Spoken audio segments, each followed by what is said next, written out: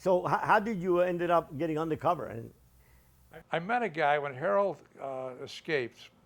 He did a deal. I think it was the first load probably that Pablo lost in them. They got together, and I didn't know that. We didn't know at the time, but they had several guys invested. You probably know better about the bankers, finance people that got together. They pooled their money, maybe 50 kilos here, 100 kilos, whatever. They all got together. Pablo had part of it, but they busted a load in Cleveland, Tennessee. I got a tip on down there. And they busted a load. I think they got 1,000 pounds and I don't know, $1 million and several weapons and so forth. But some of the defendants on there cooperated, and one of them, I'll mention the guy's name now. One was a retired major in the Air Force that Harold knew, and he had been down to Medellin before, and he was going to use him recruit to fly loads in. Experience with C-130s and like Barry Seals was. right. But he was an experienced pilot. And he was redlined with the Air Force. He was going to teed off the government. But anyway, he made a call on a Friday night, and I happened to be the only guy in the office, I think. And I got a call, and when the base operator told me that the sheriff was meeting with, his name was, excuse me, Loy Ship. I don't know if you remember Ship or not. Yeah. But Loy was, I met Loy, and then Loy, we worked undercover, and initially met a couple people from New York and Miami were outfit guys. They were mafia, whatever you want to call it. They were outfit guys to me. But from Gambino family and from the Bonanno family, and later on Genovese family popped up. So they were middle people. So I met the Italians first, and then with the Italians, the idea was to set up a stash house to fly loads farther than in the Miami where you were, to go a farther distance into Atlanta, fly them in. And I think these were the first time they started really doing loads that far north. And the idea was to give them to the Italians, and we set up a house there. Bought a house, I bought 3 vehicles, and bought a van and so forth, bought furniture. And the idea was to bring in the load there. So the first load that, after the Cleveland, Tennessee load, we brought in 755 pounds. And I met with that time the Italians again at the house, and they took the load.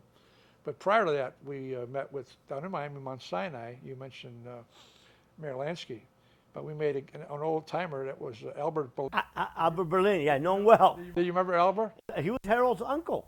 Yeah, they call Uncle Yeah, wow. I idolized him. I met him, and he was Lansky's partner for years. Yeah, I think he was I met him up at the hotel. I went up to the hotel and met him with Loy, and he was a wise old guy. Oh, yeah. They had on the TV, they had a picture of an old friend of mine, he's still around, Frank White. And Frank was making some arrests in Miami, and we were looking up the TV, and Uncle Al says, for all I know, this your old guy here, he could be all right, but this guy looks like he could be a DA agent, pointing to me. For all he could, just like this guy.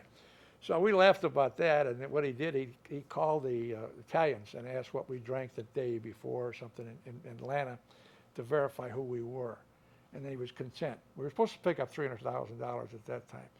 So he said, take off, and we'll see you in a couple of days or whatever. When we left, I think at the same time, Mayor Lansky was in that hotel. I think he knew Uncle Al. Oh, yeah, they were really close friends for years. They went back to old Al Capone. Oh, yeah.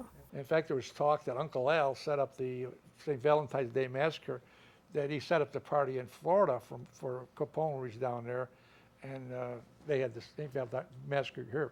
But he went back to old bootlegging days, I guess. He went back a long time. He was out in New York. Oh, yeah, big time. Hotel unions and stuff. Right. Big time guy.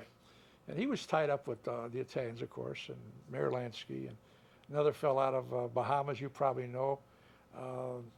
What was his name? Artemis Neely. Yeah. He had all the Bahamians paid off and so forth. I got into that too. But Uncle Al was an interesting guy. Oh, yeah, he introduced me to Meyer. And Meyer loved to tell me stories about Cuba. And it was interesting because it was funny. He lived in a little bitty house there in Miami Beach. They were very low profile. And he walked the little dog up and down. He had a handkerchief. And the story is that if he was in any trouble, he'd reach for the handkerchief, and he had gun people all over the place. He owned houses in the entire block. But he walked and lived in that pretty much almost like the movie The Godfather, Yeah. Uh-huh. But Al Berlin was a character. Well, I know he was. I sent a gal at the time down there. Thank you for visiting the channel. If you have enjoyed the content today, please subscribe to the channel and also go to my webpage, www.jorgevaldespphd.com. If you join our community, we will send you a copy of our book. God bless.